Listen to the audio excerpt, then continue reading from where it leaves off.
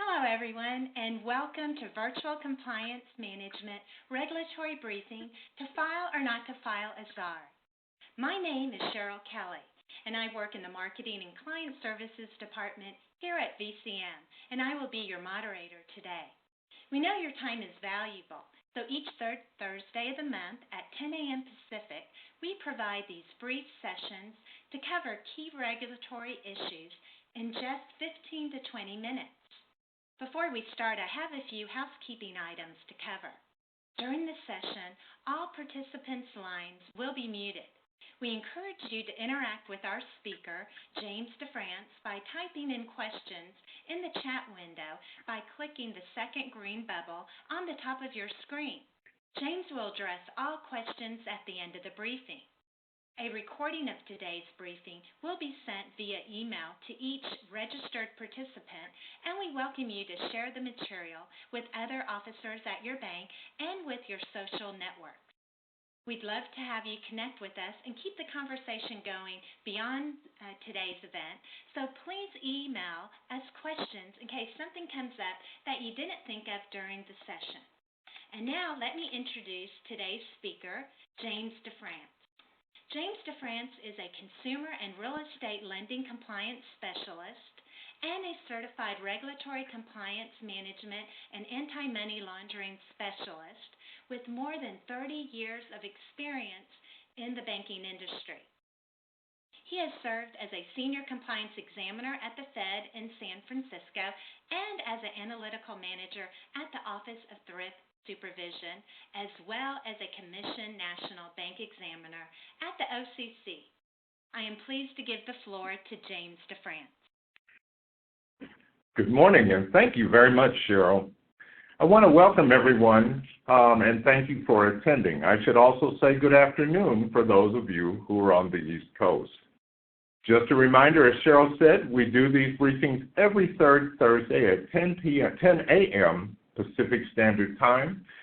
We have a number of topics scheduled. In fact, the next topic is called When the Regulators Have a Finding, and we'll talk about how to manage that very stressful situation. If you have ideas for topics, please feel free to contact us on our website. Today we're going to talk about whether to file or not to file a SAR. So, we've all heard about SARs. We've all experienced the horror stories of being told that you should have filed a SAR and you failed to do so, and then there's going to be regulatory enforcement penalties and so forth. But really, what's the deal? What are these SARs all about anyway, and why do they get so upset about filing them? Well, SARs, which are also suspicious activity reports, are really a critical part of the financial dragnet. And by that I mean this is a critical part of what regulators do to study the activity of the bad guys and how they try to launder money. You may not know it, but each and every SAR is read by somebody at FinCEN, which is the agency that reads these SARs and collects information. They collate the data, and they really look at trends in activity.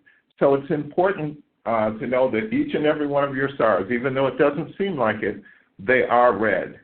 This is how Eliot Spitzer, for example, the former governor of New York, was caught with a hooker, and Dennis Haspert, the former speaker of the Congress, was also caught paying bribe money. Somebody read the SARs and put two and two together. FinCEN actually gives awards every year. They started in 2015, and they give awards for SARs that lead to investigations. And so again, the idea is to just point out to you that they do read these SARs and they do make a difference. So when you file one, you really are truly striking at the heart of terrorism, money laundering, human trafficking, and other bad sort of activities.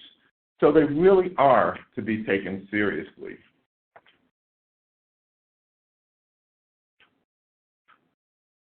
Now here's the thing. A few years ago, Operation Choke Point made filing SARs sort of like the Oprah Winfrey Show. You get a SAR, you get a SAR, everybody gets a SAR.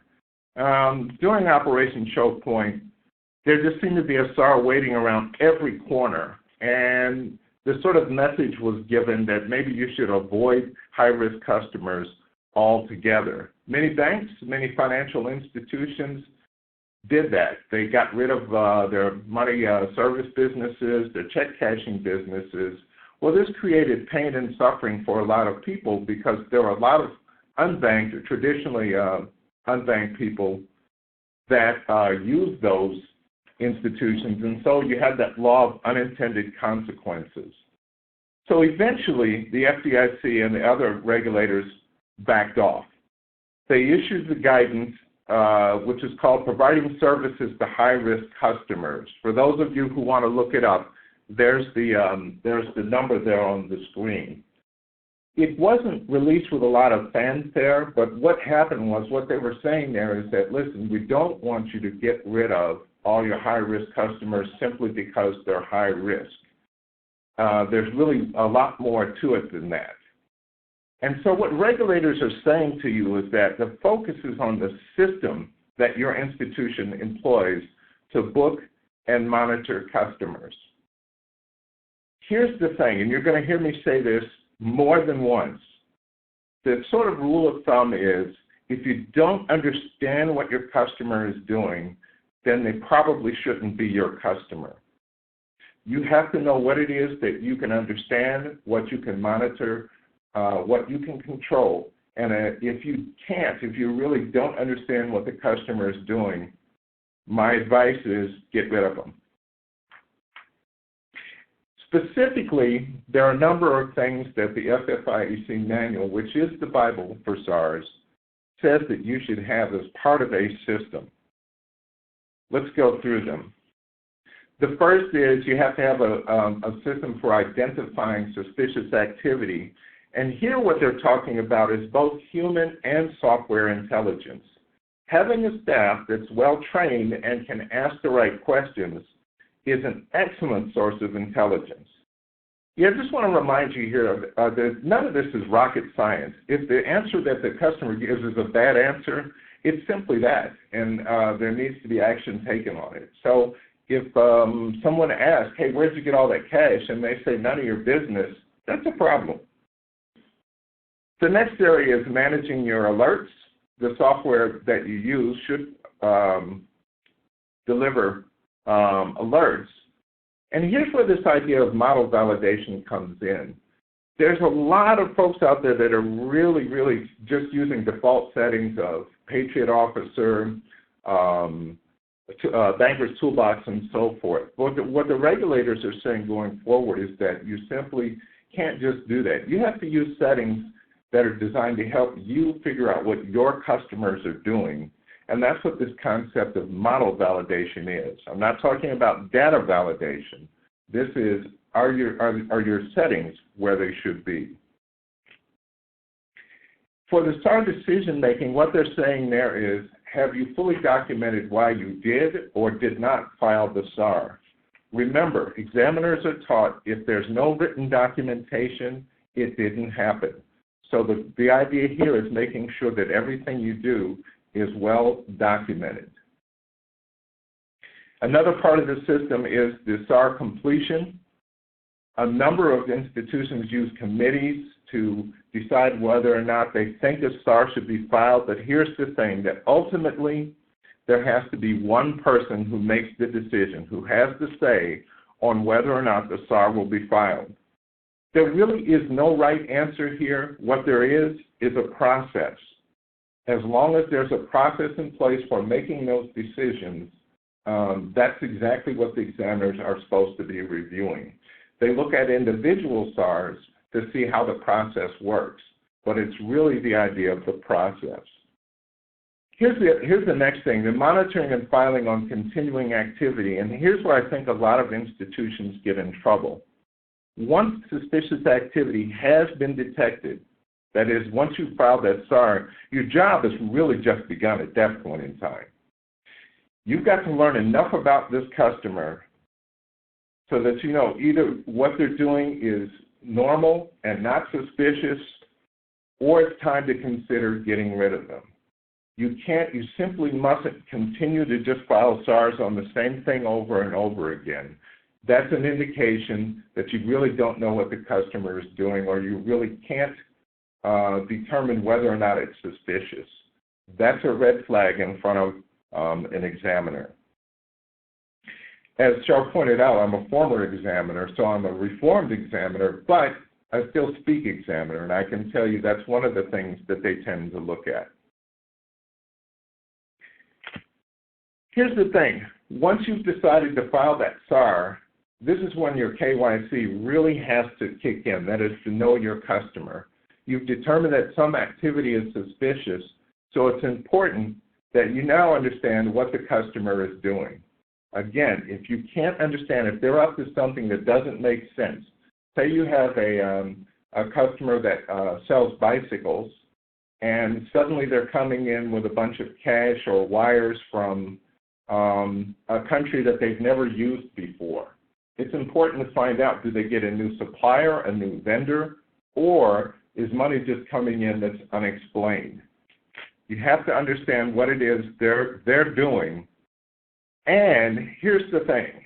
You can't let your ego get in the way. Do you really have the ability to monitor what they're doing? Do you have the systems in place? Do you have the training in place? If you don't let your ego get in the way. It's time to think about de-risking or getting rid of the customer. So the idea is whether or not you can manage the risk that the customer presents. Here's the thing. The FFIEC manual points out it is ultimately your decision whether or not you're going to file a SAR, and I think a lot of times we get that backwards. The examiners are supposed to be looking at the system for whether or not you file the SAR. How do you research? How do you put the information together? How is the decision made? Is the decision sound? There's really no right or wrong answer on this. It's just that there has to be a process in place. And what the examiners are saying is, it's your decision, but you got to be able to live with it.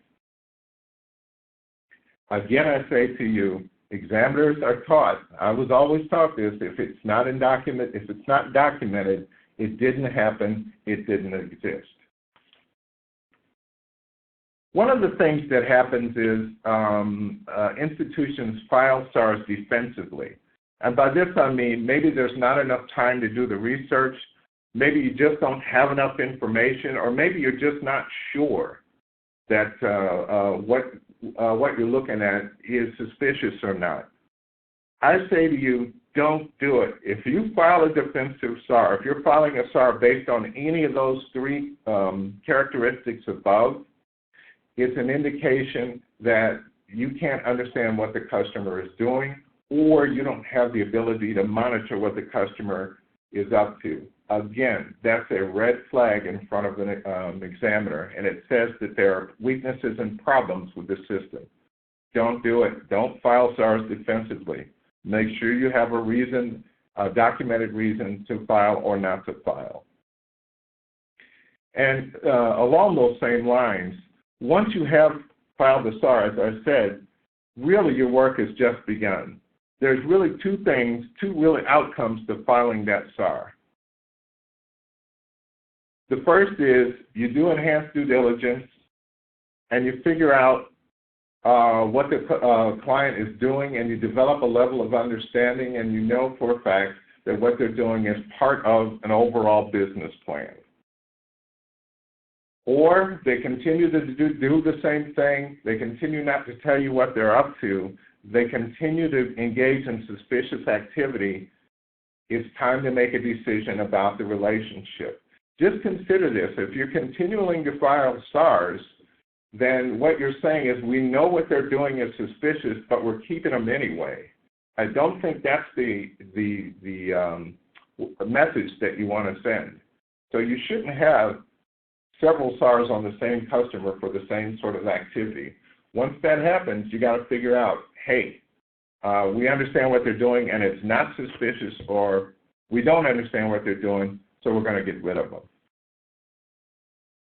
So here it is. There has to be a comprehensive process for documentation. Write it down, keep it in file. If it's not in writing, it doesn't exist. And remember, suspicious activity means it doesn't fit the pattern of what the customer should be doing based on what you know about them. The first SAR means it's time to get greater understanding or get rid of them. I can't say it any differently than that. Remember, don't file SARs defensively. It is a bad sign. Last but not least, remember that the decision is yours. It's ultimately your decision. Don't wait around and let an examiner tell you. They don't want to tell you that. That is your decision. Before we end, just a quick commercial we always like to do. I just want to remind you that we do have a service called VCM Connect. Please contact Cheryl or go to our website to take a look at it. It is a database that has a bunch of information that's available as a resource for compliance officers, BSA officers, and anyone who's interested in risk and compliance. And with that, I'll turn it over to Cheryl for questions. Okay, well, our first question is, can the regulators tell when a SAR filing is defensive? The answer is not directly. Well, I'll put it to you this way. It really depends on the narrative. If the narrative says that we're really unsure about X, Y, or Z, so we're just filing this SAR, then yes, it's fairly obvious it's defensive. The narrative should have a discussion of the information, the transactions, and why it's suspicious and why we're filing the SAR. If it doesn't have that information, then it's clearly a defensive filing, and you will receive a visit from the regulators, or at least a question about why you made that filing. So not directly, but I think through reading the SAR they can tell. Okay, and the next question is, will I know if my SAR is being used by a FinCEN to start an investigation? It's rare that you actually know that, but what I want you to do is just take to heart the fact that each and every one of those are read, and the information from them is compiled and put together. That's how the regulators figure out what the bad guys are up to. There is some possibility that you'll find out. It's rare, but every now and then the regulators will, FinCEN or Homeland Security will give you a call and say, hey, we're getting information on that customer. Or you may hear from FinCEN as one of the award winners for the best SAR filing of the year. But even if you don't hear, just know that it is being read and it is being used. Okay, another question we have is, what's the penalty for not filing a SAR? Well, the penalty, and here's where I think it's important for financial institutions to take a 30,000-foot look at it. It's not so much the individual SAR. It shouldn't be. They can disagree. The institution can actually push back and disagree about whether or not a SAR should be filed. The issue is whether or not there's a system in place, and I think that's where it gets twisted sometimes. If the system is in place, there's a defined research that's being done, a decision process, and you and the examiners just disagree, that's one thing. On the other hand, if the examiners find that there's no particular system in place, there's just willy-nilly transactions going on and no research done on them, then the failure to file a SAR can lead to civil money penalties. So it's really, again, making sure that your system is good to go on that particular question. Okay, and our last question is, what if I can't tell when the suspicious activity began? Well, all is not lost. The idea is this, is that you file your SAR, you do your research from the moment you actually saw what you determined to be suspicious activity. You do your research, you file your SAR, and then you do a look back and see if you can find previous activity related to what you filed in your first SAR. So all is not lost. It happens. I mean, the manual itself says that nobody expects that you'll catch every bad transaction. What they want is a system in place to make sure that you reduce risk. People understand that the bad guys sit at home all day and think of different things. So they're going to get a few through, but do you have a system to know your customers and reduce risk to an acceptable level?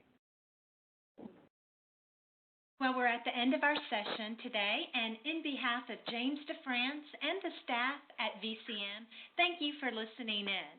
Please join us for the next VCM regulatory briefing when the regulators have a finding what to do on Thursday, March 17th at 10 a.m. Pacific. Take care and enjoy the rest of your day.